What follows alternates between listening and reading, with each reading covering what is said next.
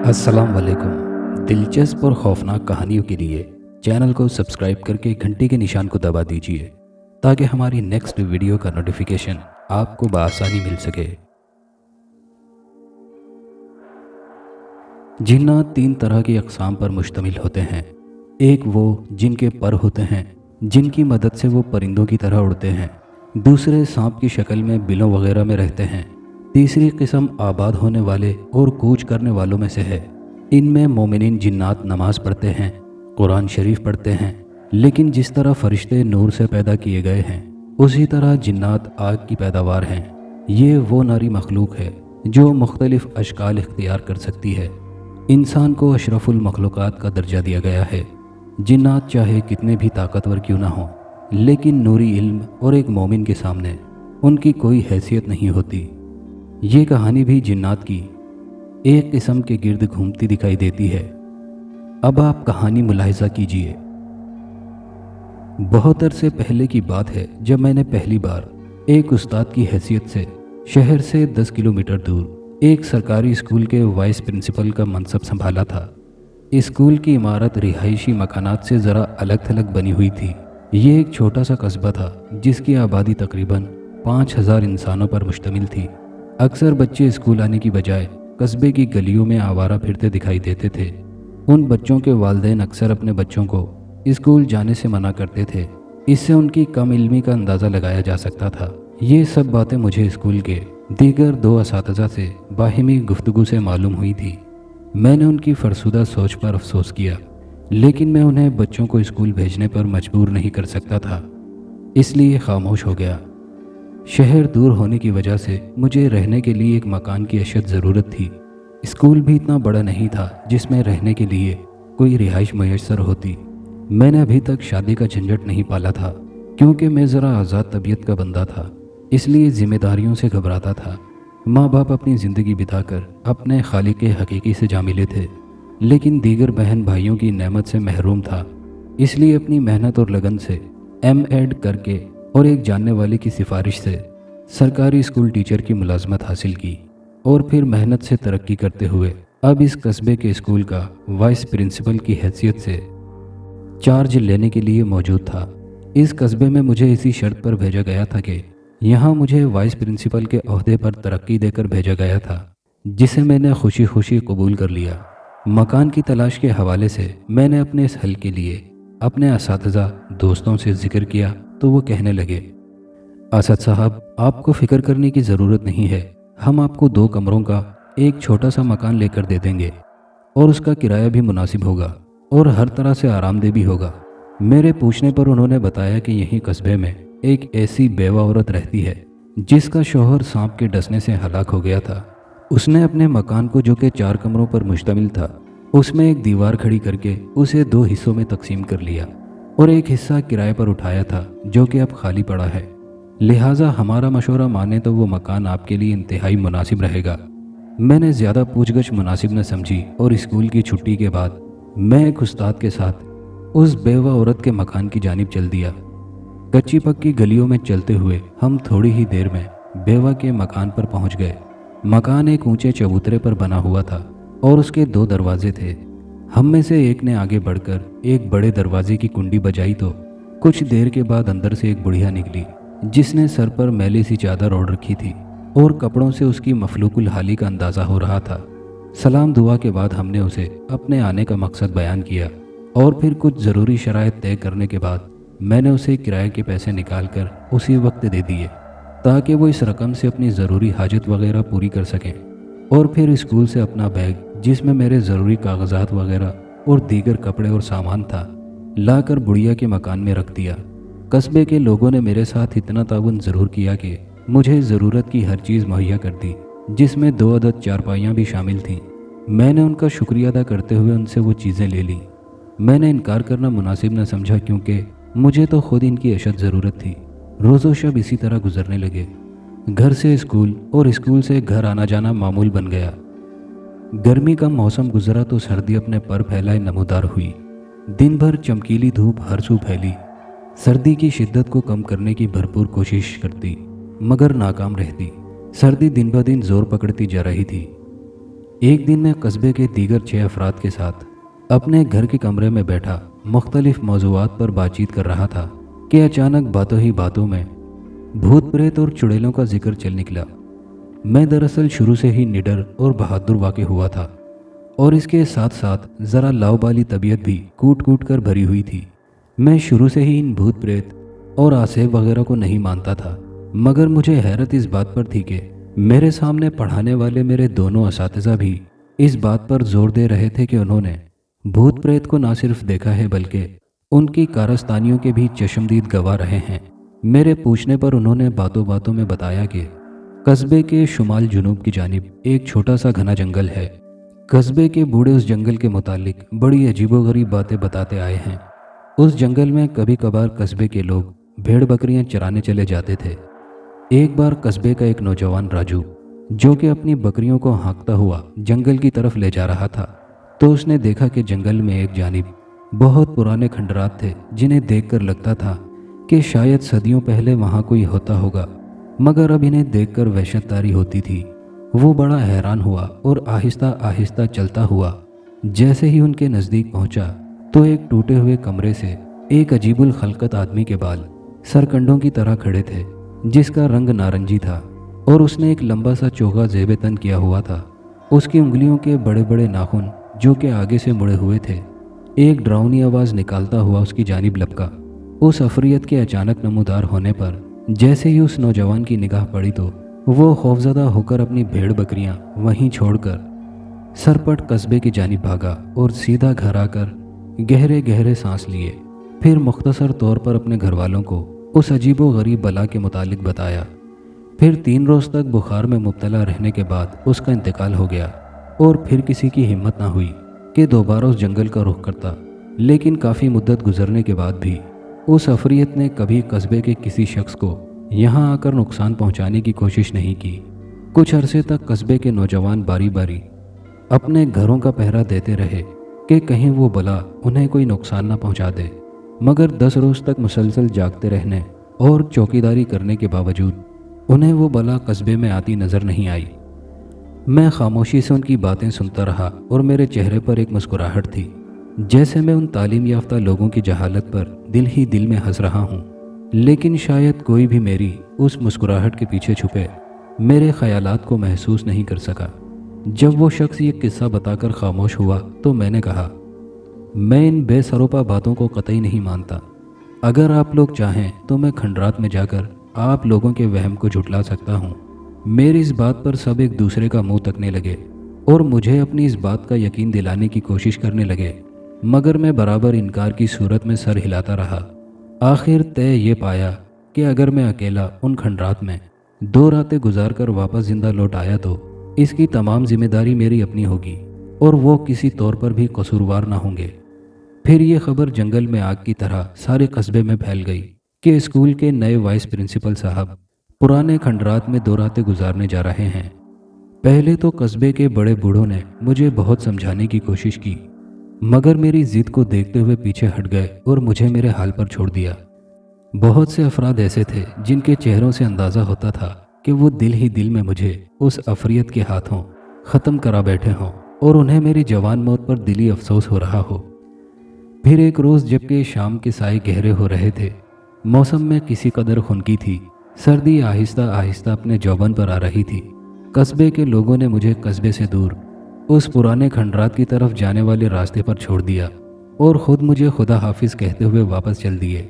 मेरे हाथों में उस वक्त एक थैला जिसमें कुछ खाने पीने की चीज़ें और दूसरी ज़रूरी अशिया रखी थीं।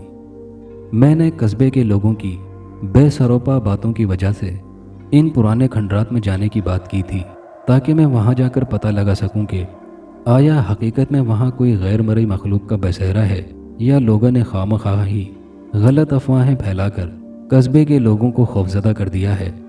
इन्हीं बातों के डर की वजह से कस्बे के लोग अपने मवेशियों को जंगल की जानिब ले जाने से कतराते थे। मैं यही सोचता हुआ आहिस्ता आहिस्ता गुनगुनाता हुआ हाथ में थैला थामे जंगल की तरफ जाने वाले रास्ते पर बढ़ता जा रहा था। ठंडी ठंडी और दिल लुभाने वाली हवा चल रही थी। मौसम में खुनकी की वजह से मैंने अपने कंधे पर एक कंबल रखा हुआ था। हल्की हल्की सर्दी भली महसूस हो रही थी।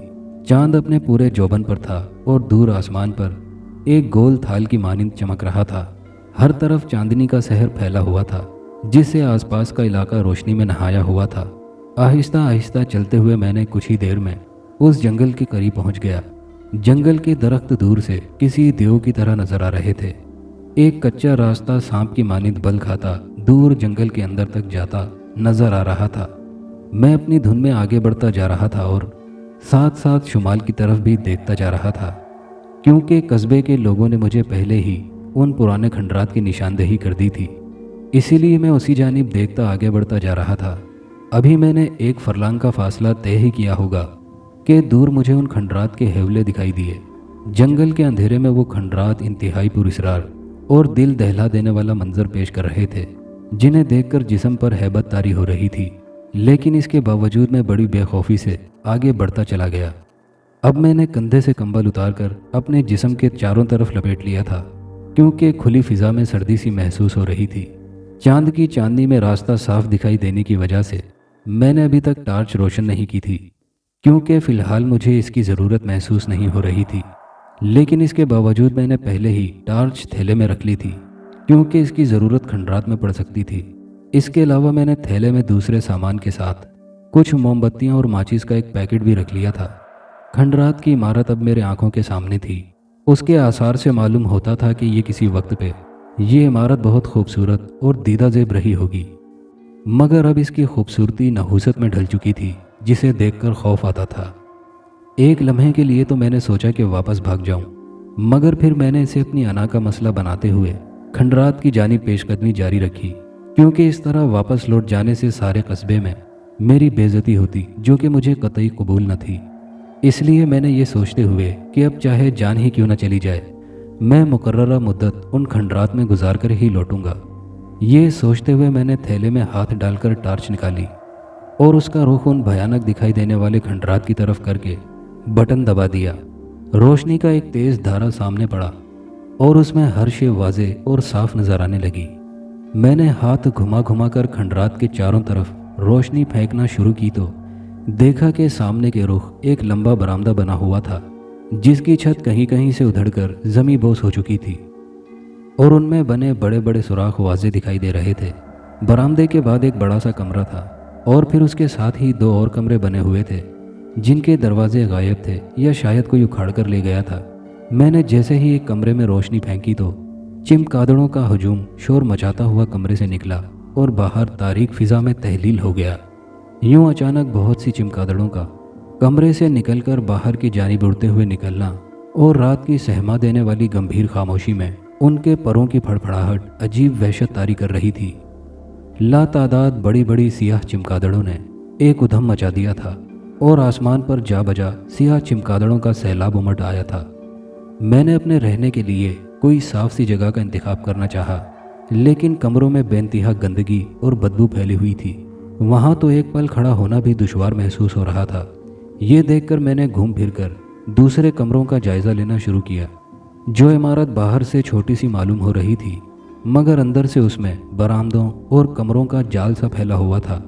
चारों तरफ झींगरों का शोर सुनाई दे रहा था और कभी कभी जंगल की तरफ से गीदड़ों और उल्लुओं की आवाज़ें सुनाई देती तो खौफ से दिल लरज़ उठता। अभी मैं कमरों और गुलाम गर्दिशों में घूम रहा था कि अचानक इमारत के एक दूसरे कमरे से मेरे कानों को एक तेज़ निस्वानी चीख की आवाज़ सुनाई दी। आवाज़ से मालूम हो रहा था जैसे कोई तेज़ छुरी से किसी औरत को ज़िबाह कर रहा हो।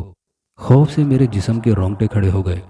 मैंने तेज़ी से उस कमरे की तरफ रोशनी फेंकी और फिर तेज़ रोशनी में मुझे जो कुछ नज़र आया वो मेरी रगों में खून मुंजमद करने के लिए काफ़ी था, क्योंकि सामने एक औरत की लाश पड़ी थी और उसके सीने में खंजर दस्ते तक धंसा हुआ था और उसके जिस्म से ताज़ा खून निकलकर बड़ी तेज़ी से ज़मीन पर फैलता चला जा रहा था। उस औरत के चेहरे पर इंतहाई तकलीफ़ के आसार थे। मैं कमरे के बगैर पलड़ों के दरवाजे में खड़ा सोच रहा था कि क्या ये भी कोई शैतानी करिश्मा है या वाकई कोई मुसीबत ज़दा औरत है। मगर सवाल ये पैदा होता था कि उसे कत्ल किसने किया। अभी मैं इसी शशोपंज में खड़ा यही सोच रहा था कि मेरे देखते ही देखते उस औरत की लाश घुलने लगी और थोड़ी ही देर में जहां उसकी लाश पड़ी हुई थी वहां अब सियाही माइल धब्बा रह गया था। टार्च मुसलसल रोशन थी और उसकी रोशनी उस औरत पर टिकी हुई थी। औरत की लाश को यूं तहलील होता देखकर खौफ से मेरे औसान खता हो गए। मैंने दिल ही दिल में जो कुरानी आयत याद थी उन्हें पढ़ने लगा और इसके साथ ही अपने हाथ की घड़ी पर नज़र दौड़ाई तो रात के तकरीबन 11 बजे का वक्त हो चुका था। मुझे शिद्दत से भूख सताने लगी थी। मैंने अपने हाथ में पकड़े थैले को थामा, इधर उधर नज़रें दौड़ाने लगा ताकि अपने बैठने के लिए कोई मुनासिब और साफ सी जगह का इंतखाब कर सकूं। लेकिन अंदर इस कदर गंदगी और ताफून फैला हुआ था कि मेरी हिम्मत न हुई कि वहां बैठकर कुछ खाने की कोशिश करता। इसलिए मैं चलता हुआ कमरे से निकलकर इमारत के बरामदे में आ गया और थैले में से एक चादर निकालकर बरामदे के फर्श पर बिछा दी और दोबारा थैले में हाथ डालकर अपने खाने के लिए चंद फल और सूजी का बना हुआ हलवा, जो मुझे कस्बे के एक घर से बनाकर भेजा गया था, निकाल कर एक प्लेट में रखा और इत्मीनान से खाने लगा।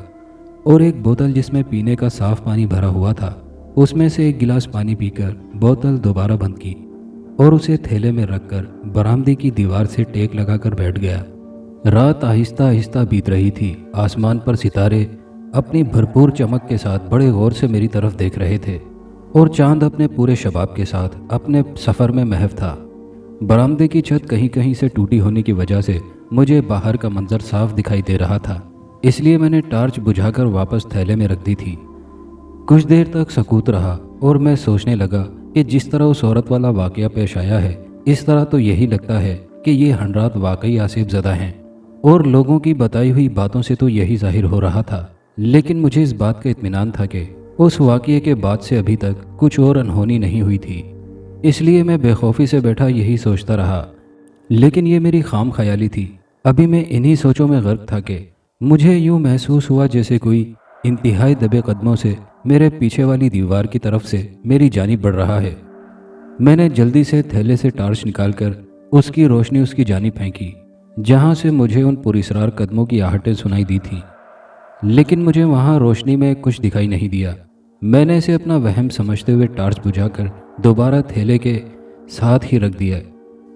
अभी मैंने टार्च बुझाकर रखी ही थी कि अचानक मुझे यूं लगा जैसे मेरे सामने वाले कमरे में कोई बातें कर रहा हो। यूं लगता था जैसे कमरे में मौजूद लोग किसी मसले पर ज़ोरों शोर से बहस कर रहे हों। मैंने कान लगाकर उनकी बातें सुनने की कोशिश की तो जो बातें मेरे कानों में पड़ी उसे सुनकर तो मेरे रोंगटे खड़े हो गए। वो मेरा नाम लेकर कह रहे थे कि बरामदे में बैठे हुए शख्स को यहाँ कब्र खोदकर दफन कर देना चाहिए ताकि इस तरह का कोई और सरफिरा दोबारा यहाँ आकर हमें परेशान ना करे। पता नहीं ये इंसान हमें क्यों परेशान करने के लिए चले आते हैं। इस बार इसे ऐसा सबक सिखाते हैं कि इसका इबरतनाक हशर देखकर कोई दोबारा हमारे मस्कन की तरफ आने की सोच भी न सके। ये आवाज़ सुनते ही मुझे यूं लगा जैसे 2-3 अफराद फर्श पर स्लीपर घसीटते उसी की जानिब बढ़े चले आ रहे हों। मैं आंखें फाड़े उसकी जानिब देखता रहा, जहां से स्लीपरों के घिसटने की आवाज़ें आ रही थी, जो लम्हा ब लम्हा मेरे करीब आती जा रही थी। फिर अचानक 3 हेवले, जिन्होंने लंबे लंबे सियाह चोगे पहन रखे थे और उनके चेहरे घूंघट में छुपे हुए थे, उसके सामने नमूदार हो गए। वो उससे कुछ फासले पर आकर रुक गए थे। उनके हाथों की उंगलियों के मुड़े हुए नाखून चांद की रोशनी में बहुत डरावना मंजर पेश कर रहे थे। मैंने दिल ही दिल में चंद कुरानी आयत पढ़कर उनकी तरफ फूंक दी। लम्हे भर के लिए उसकी जानिब बढ़ते हुए वो रुके और फिर दोबारा उसकी तरफ बढ़ने लगे। ये देखकर अब मैंने ऊंची आवाज़ में आयतल कुर्सी पढ़ना शुरू कर दी और इसके साथ ही जल्दी से साइड पर रखी टार्च उठाकर उनकी जानिब करके बटन दबा दिया। मैं आयतल कुर्सी का विर्द भी करता जा रहा था। रोशनी का धारा जैसे ही उन पर पड़ा तो उन्होंने चीखना चिल्लाना शुरू कर दिया। उनकी हरकत से यूं लग रहा था जैसे किसी ने उन पर उबलता हुआ पानी या तेजाब फेंक दिया हो। उनकी ये हालत देखकर मेरा हौसला बढ़ा और मैं अचानक उठकर खड़ा हो गया और आयतल कुर्सी पढ़ते हुए उनकी जानिब मुसलसल रोशनी फेंकने लगा। मुझे उठता देखकर वो हेवले पीछे की जानिब हटने लगे और आहिस्ता आहिस्ता दोबारा कमरे में दाखिल हो गए। उनके कमरे में जाते ही मैंने इत्मीनान भरा सांस लिया और खुदा का शुक्र अदा किया कि उसने मुझे इन अफरियतों से बाल बाल बचा लिया था। कुछ देर तक मैंने कुछ सुनने की कोशिश की, लेकिन चारों तरफ खामोशी तारी थी। हत्ता कि जिस कमरे में वो हेवले दोबारा घुस गए थे, वहाँ से भी अब कोई आहट या बात करने की आवाज़ सुनाई नहीं दे रही थी। फिर मैंने हिम्मत करते हुए उस कमरे के टूटे हुए दरवाजे के सामने खड़े होकर जब रोशनी अंदर की जानिब फेंकी तो वहाँ भी कमरा खाली ही था और कोई ज़ीरू वहाँ दिखाई नहीं दिया। ये देखकर मैंने टार्च बुझाकर उसे दोबारा थैले में डाल लिया और दोबारा दीवार से टेक लगाकर बैठ गया। ये रात के 2 बजे का वक्त था और अब मुझ पर नींद ने अपना गलबा डालना शुरू कर दिया था। सच कहते हैं कि नींद कांटों पर भी आ जाती है। मैं दीवार के साथ टेक लगाकर ऊँघने लगा। अभी मैंने नींद का एक झटका ही लिया होगा कि अचानक किसी ने आवाज़ देकर मुझे पुकारा। मैंने अचानक आंखें खोली और चौंक कर सर उठाया, लेकिन दूर दूर तक मुझे कोई दिखाई ना दिया।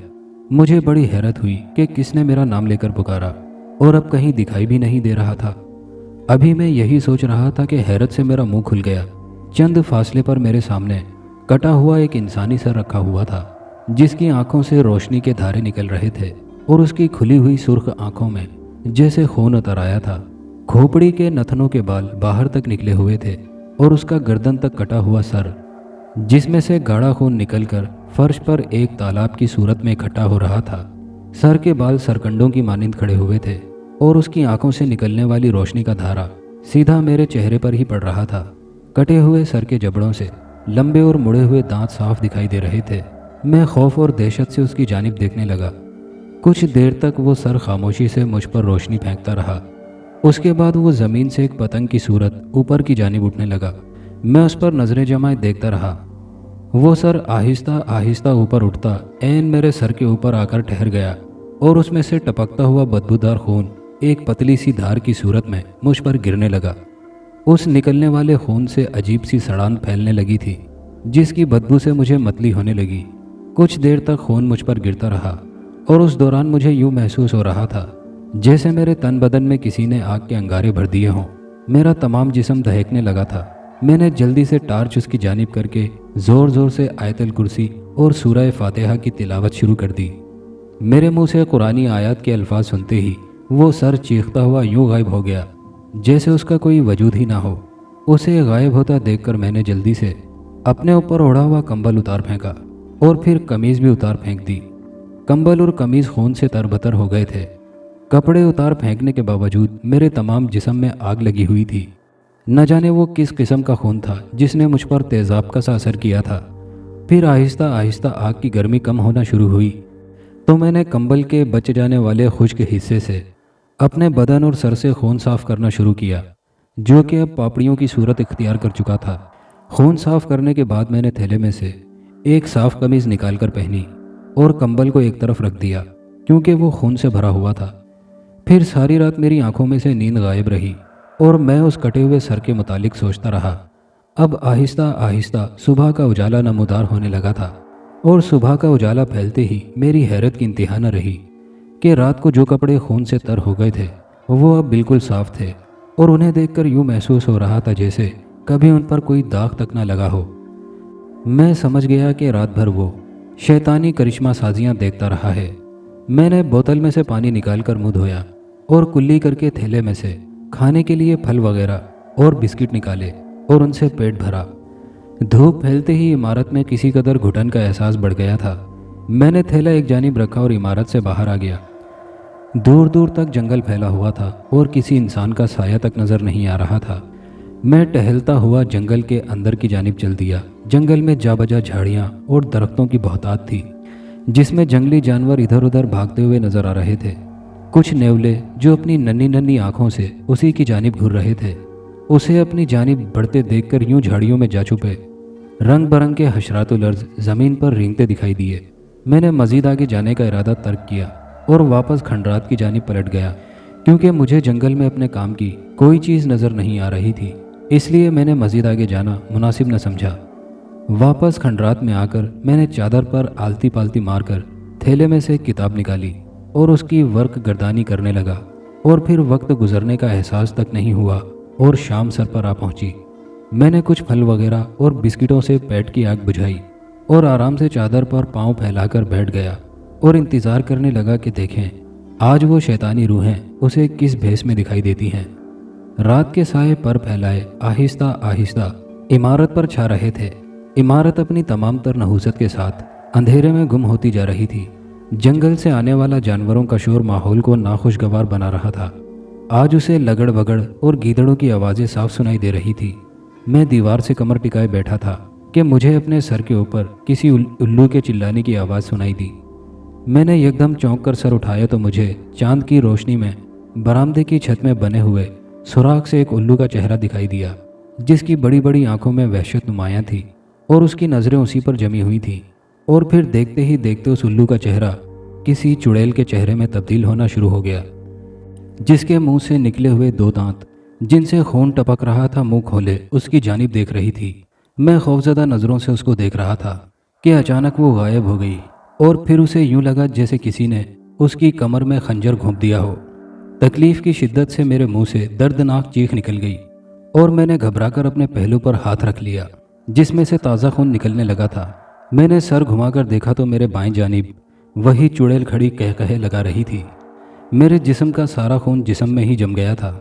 मैंने दर्द से बिलबिलाते हुए मुंह में आयात पढ़ी और उसकी जानिब फूंक मार दी। जैसे ही उस पर फूंक पड़ी वो चीखती चिल्लाती हुई बाहर की जानिब दौड़ी। उसे वापस जाता देखकर मैंने खुदा का शुक्र अदा किया। थैले में से एक कपड़ा निकालकर उसे फाड़ा और अपने पहलू पर बांध लिया। चुड़ैल ने अपना लंबा नाखून मेरे पहलू में घुसेड़ दिया था, जिससे मेरे जिस्म का काफ़ी खून बह निकला था। मुसलसल खून बहने की वजह से मुझे नकाहत महसूस हो रही थी। मैंने थैले में से फल निकाल कर खाए और दीवार से कमर लगाकर बैठ गया। कुछ देर बैठे रहने के बाद मैंने देखा कि कमरे में एकदम शोर सा उठने लगा। यूं महसूस होने लगा था जैसे कमरे में हजारों बदरू हैं मिलकर चीख रही हों। कान पड़ी आवाज़ सुनाई नहीं दे रही थी। पहले तो मैं इसे अपना वहम समझकर झुठलाने लगा, लेकिन शोर था कि बढ़ता ही चला जा रहा था। कुछ देर तक शोर की आवाज़ें सुनाई देती रहीं, फिर अचानक खामोशी छा गई और इस कदर खामोशी थी कि मुझे अपने दिल की धड़कन साफ सुनाई देने लगी थी। मैं खौफजदा नज़रों से अपने चारों जानिब देखने लगा। अब मैं इस बात का कायल हो गया था कि जिनों और भूतों का वजूद है और बरहक है। ये सोचकर मैंने दिल ही दिल में ये पक्का फैसला कर लिया था कि सुबह होते ही वापस कस्बे की तरफ भाग जाऊंगा, क्योंकि अब मुझे अपनी जान प्यारी थी। मैं अपनी जिद और अना की खातिर अपनी जान से हाथ नहीं धोना चाहता था। अभी मैं यही सोच रहा था कि मुझे यूं महसूस हुआ जैसे ज़मीन हिल रही हो। पहले तो मैं समझा कि शायद ज़लज़ला आ गया है, मगर इमारत अपनी जगह साकिन थी, लेकिन ज़मीन बराबर हिल रही थी। फिर वक्फे से ज़मीन में एक धमाका सा महसूस होने लगा था। यूं लग रहा था जैसे पाताल के सारे बोने मिलकर इस खंडरात की ज़मीन को ऊपर की जानिब ले जाने के लिए नीचे से जोर आजमाई कर रहे हों। मैं खौफ से थूक निगलते हुए ज़मीन पर नज़रें जमाए देखता रहा। ज़मीन देर तक हिलती रही और फिर ये देखकर खौफ से मेरे मुंह से चीख निकल गई कि मेरे सामने वाली ज़मीन से एक बदसूरत और करीह शक्ल इंसान, जिसने लंबा सियाह चोगा पहना हुआ था और उसके नथनों के बाल उसकी नाक से बाहर लटके हुए थे और पीले गंदे दांत बाहर निकले हुए थे, ज़मीन से आहिस्ता आहिस्ता बाहर निकलता हुआ दिखाई दिया। उसे देखते ही मैंने एकदम खड़े होकर छलांग लगाई और बाहर की जानिब भागा, लेकिन उस बदसूरत शख्स ने मुझे भागने का मौका ही नहीं दिया और वहीं खड़े खड़े अपना लंबा हाथ करके मेरी कमीज़ पीछे से पकड़ ली। कमीज़ हाथ में आते ही उसने जैसे ही मुझे अपनी जानिब खींचा तो कमीज़ का एक टुकड़ा फटकर उसके हाथ में रह गया और मैं अचानक एक ज़ोरदार झटके से बाहर की जानिब जा गिरा और गिरते ही उठकर दोबारा भागने की कोशिश की, मगर एक ठोकर लगते ही फिर गिर गया। वो खौफनाक अफरियत डरावनी आवाज़ें निकालती मेरी जानिब भागती चली आ रही थी। उसे यूं अपनी जानिब आते देखकर मैं दोबारा उठा और फिर कस्बे की जानिब रुख करके सरपट भागा। जैसे ही मैं एक मोड़ मुड़ा तो मेरा सर एक दरख्त से टकराया और मैं एक झटके से ज़मीन पर गिरकर बेहोश हो गया। न जाने मैं कब तक यूं ही रात भर बेहोशी की हालत में पड़ा रहा। जब मेरी आंख खुली तो मैंने खुद को कस्बे में अपने मकान के एक कमरे में पड़ा हुआ पाया और मेरे चारों जानिब कस्बे के अफराद और मेरे कुछ असातिज़ा खड़े थे, जिनके चेहरों पर परेशानी के असरात नुमायां थे। मुझे अपने सर में टीसें उठते महसूस हो रही थी और रात वाला मंजर एक फिल्म की सूरत में मेरे दिमाग में चल रहा था। और इसके साथ ही मैंने अचानक जब पहलू को हाथ लगाकर टटोला तो वहाँ कपड़ा बंधा हुआ था। फिर मेरे पूछने पर कि वो यहाँ कैसे पहुँचा तो मेरे असातिज़ा हजरात ने बताया कि जब मुझे खंडरात की जानिब गए 1-2 रोज़ गुजर गए तो उन्होंने मेरी खैरियत मालूम करने की गर्ज से उन खंडरात का रुख किया तो मुझे खंडरात से दूर कस्बे की तरफ आने वाले रास्ते के दरमियान लगे हुए एक पुराने दरख्त के पास बेहोशी की हालत में पड़े पाया तो वो मुझे उठाकर घर ले आए और आज 1 रोज़ बाद मुझे होश आया है। फिर उनके पूछने पर मैंने उन्हें खंडरात में गुजरने वाले तमाम खौफनाक हालात के बारे में तफसील से बता दिया। मेरी बातें सुनकर वहाँ खड़े लोगों में सरासहमगी फैल गई। कस्बे के बूढ़े कहने लगे कि उन्होंने तो पहले ही खबरदार किया था और इस बात से रोका था कि मैं अपनी ज़िद छोड़ दूं और पुराने खंडरात का रुख ना करूं। लोगों ने बाद में मेरी मरहम पट्टी करवाई और सेहतयाब होने के बाद मैंने अपना तबादला वहाँ से शहर के एक और स्कूल में करवा लिया। और आज भी मुझे जब उन भयानक खंडरात के वाक़यात याद आते हैं तो खौफ से मेरे जिस्म के रोंगटे खड़े हो जाते हैं और मैं सोचने पर मजबूर हो जाता हूँ कि वो कौन सी ताकत थी जिसके बलबूते पर वो उस खंडरात में 2 रातें गुजार कर भी जिंदा रहा। बेशक वो कुरान करीम की बरकत थी जिसकी वजह से वो आज भी जिंदा सलामत इस दुनिया में मौजूद है। दोस्तों, ये कहानी अगर अच्छी लगी हो तो कमेंट बॉक्स में अपनी राय का इजहार ज़रूर कीजिएगा और नए आने वाले दोस्तों से गुजारिश है कि हमारे चैनल को सब्सक्राइब करके वीडियो को लाइक शेयर करना मत भूलिएगा। शुक्रिया।